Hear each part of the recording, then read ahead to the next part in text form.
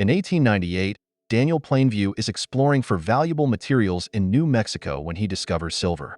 He becomes thrilled, using explosives to dig a larger hole, but ends up falling and injuring his leg when he goes back inside after the blast. Despite this setback, he places the silver in his shirt and manages to climb out while pulling along his injured leg. He then drags himself all the way to the nearby town to sell the precious items he has unearthed.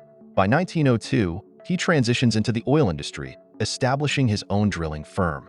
While working in Los Angeles, a machinery mishap results in the death of one of his workers, leaving behind a fatherless baby. Daniel chooses to raise the infant as his own son, naming him H.W. Plainview, who eventually becomes his de facto business partner. Henceforth, Daniel travels from place to place, delivering a touching talk that persuades landowners to select his company over larger corporations for drilling leases. He utilizes his son to portray himself as a family-oriented individual who collaborates with honest local laborers and avoids causing disruptions, setting himself apart from big business enterprises. When questioned about his spouse, he simply states she passed away during childbirth. In 1911, Daniel is approached by a young man named Paul Sunday who claims that there is oil beneath his family's land in Little Boston, California. Daniel attempts to extract more information from him, but Paul proves to be a skilled negotiator and eventually receives $500 in exchange for disclosing the location of his family's goat farm, where he insists there is a significant oil reserve. Sometime later, Daniel and HW visit the property under the guise of a quail hunting trip. They encounter Paul's father, Abel Sunday, who extends his hospitality by offering them water and goat milk, delivered by one of his daughters, Mary Sunday. While setting up camp, they also meet Paul's identical twin brother, Eli Sunday, a preacher who offers to provide them with dinner. Upon exploring the area, they confirm Paul's claims about the oil presence on their land. Daniel recognizes this as an ideal location to construct a pipeline, transport the oil to the coast, and secure a deal with Union Oil, thus sidestepping the expenses associated with rail transport and shipping. Following a shared meal with the Sunday family, Daniel informs Abel of his desire to purchase the land, citing his love for quail hunting and his ill son's need for fresh air. He makes a low initial offer, but Eli, aware of the oil's value, requests an additional $10,000 for his church as a bonus. Daniel agrees to the price of $500 only if the business succeeds, and then pressures Abel into accepting the deal. The following day, Daniel visits a real estate agent to gather information on neighboring landowners near the Sundays so he can explore purchasing their land as well. He also contacts his business partner, instructing him to bring all his workers to the area to begin work. HW starts to spend time with Mary, discovering that her father hits her if she doesn't pray. Over time, the business slowly begins to prosper. Daniel successfully acquires all the adjacent land except for William Bandy's, who desires a face-to-face meeting with him. Daniel suspects it might be a ploy to extract more money and chooses to ignore him for the time being, believing Bandy will approach him to sell once he thinks no one else is interested in buying.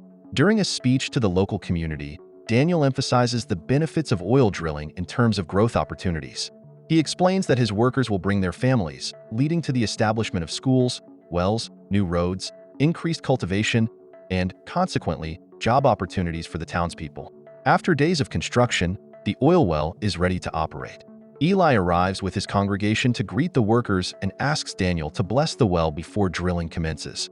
While Daniel agrees, when it comes time for the inauguration, he speaks a few words alongside Mary, offers a quick blessing, and excludes Eli from participating. HW operates the lever, initiating the drilling process smoothly, prompting a significant celebration in the town afterward.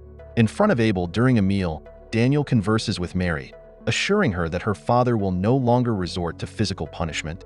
Shortly thereafter, an accident occurs at the well one night, resulting in the loss of a worker. Daniel reprimands his workers for inadequate communication during operations and ensures the safe storage of his belongings in a chest. The next morning, he visits the church to converse with Eli and witnesses one of Eli's dramatic sermons, which includes a display of miraculous healing for an elderly woman with arthritis. Following the service, Daniel asks Eli to deliver a eulogy at the worker's burial and ensure the safe delivery of his belongings to his family, to which Eli reluctantly agrees despite ongoing disagreements about faith. Eli expresses concerns about the safety risks of working on an unblessed well, while Daniel insists on prioritizing rest during employees' free time to maintain their ability to work 12-hour shifts. The church is undergoing expansion due to an increase in Eli's followers, leading to renovations for a larger space. Eventually, The workers discover a gas leak causing an explosion, with HW present at the scene. Daniel rushes to rescue him before the fire ignites, but upon returning to the house, they find that HW has lost his hearing due to the incident. Subsequently, the drilling tower collapses and the fire persists, prompting the use of dynamite the following day to extinguish it by displacing the burning fuel and oxygen from the source of the fire. That evening, Daniel sleeps beside his son with his arms around him. In the following days, HW remains in bed, feeling down, so Daniel decides to search for a tutor in the city for him. Sometime later, Eli confronts Daniel in front of his workers, demanding payment owed to him. In response, Daniel strikes him and throws him to the ground, berating him for not healing his son as he does for his followers. He even drags Eli by the hair and places him in a puddle of oil, warning him not to ask for the money. Later that night, tensions rise during the Sunday family dinner as Eli scolds Abel for revealing details about the land to strangers and trusting Daniel, leading him to physically attack Abel, hurling insults as he does so. Days later, a stranger arrives at Daniel's doorstep claiming to be Henry Plainview, his half-brother through a different mother. Initially skeptical, Daniel suspects Henry's motives revolve around money, but Henry proves his identity by presenting a letter from their sister announcing their father's recent passing. Henry discloses his unsuccessful attempts at drilling in the past and his trouble with the law. After Daniel puts HW to bed with a drink mixed with alcohol, the brothers share a moment smoking cigarettes, with Henry expressing his desire for honest work without expecting handouts. Daniel agrees to let him stay without conditions. That night, they spend time drinking and sharing their histories. While Daniel keeps many details to himself, he does confess to being highly competitive and disliking most people's success. On that very night, a fire breaks out in their house started by HW. Henry wakes up in time to extinguish it, but HW attempts to flee. Daniel pursues and catches him before he can escape. The next day, Daniel takes HW with him on a train, pretending they're embarking on a journey together. However, when the train is about to depart, Daniel informs him he needs to speak with the conductor. He disembarks, leaving the child alone. Realizing he's being sent to the city on his own, HW tries to disembark as well, but the moving train poses a danger.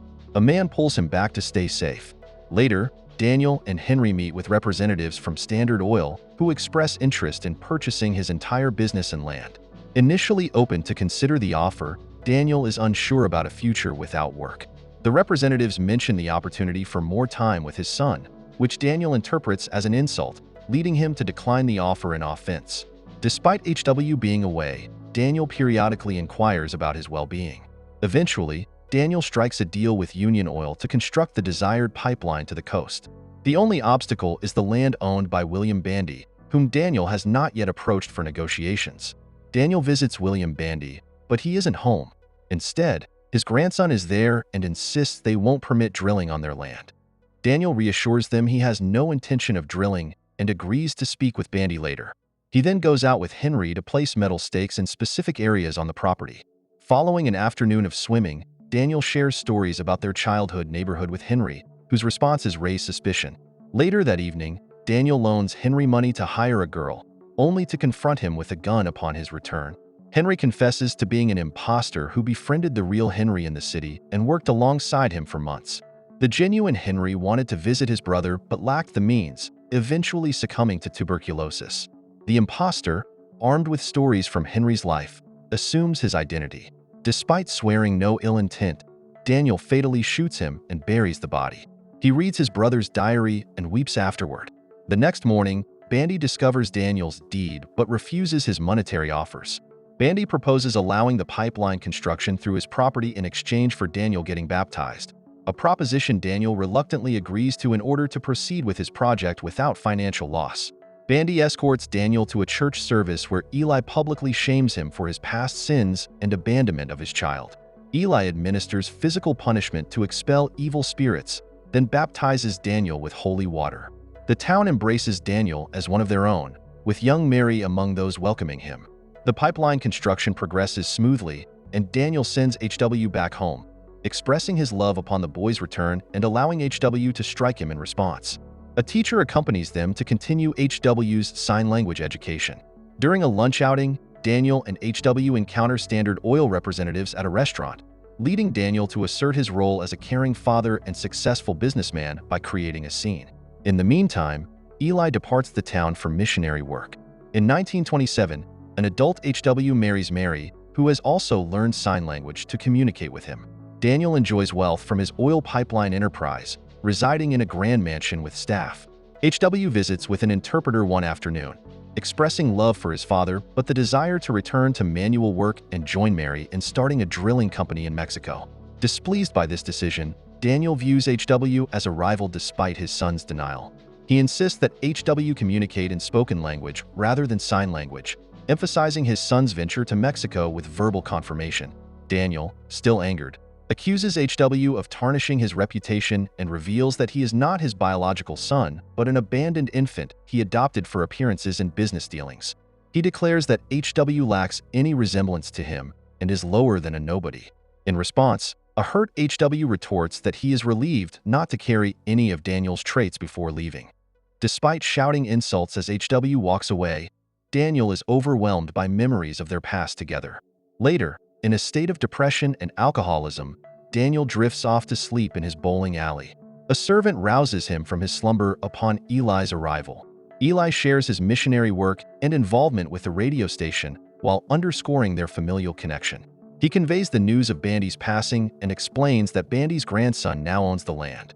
This grandson is associated with Eli's church, and Eli proposes acting as an intermediary for potential business endeavors involving the land.